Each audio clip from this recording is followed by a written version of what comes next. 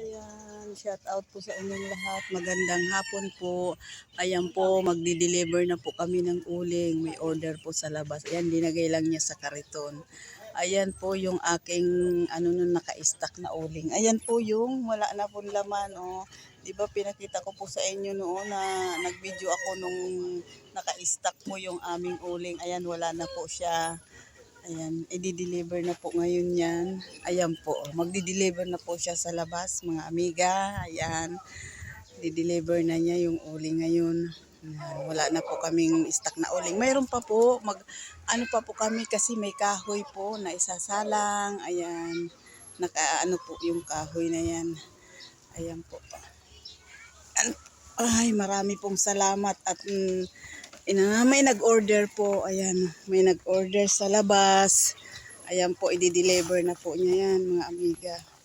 Ayan, sa pababa lang po yan. Pababa lang po para ano. Yan po ginagamit sa pangkuha ng kahoy tapos pan-deliver pati. Ayan, diretso na po yun sa tindahan. Ayan po, maraming salamat po. Ayan, paalis na po yung aking asawa magdi-deliver. Maya babalik na rin po yan. Ayan. Ayan po yung ano, yung isasalang din namin mamaya.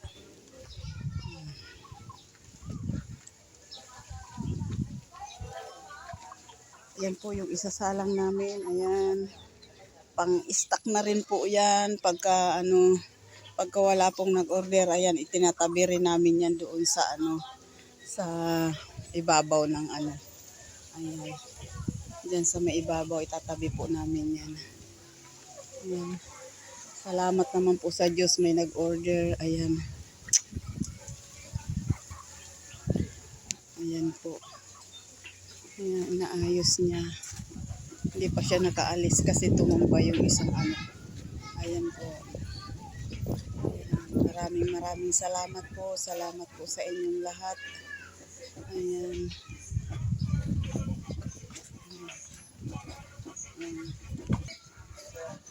Ayan po. Inaayos siya, tinatali kasi baka malaglag po yung isang sakong maliit. Ayan.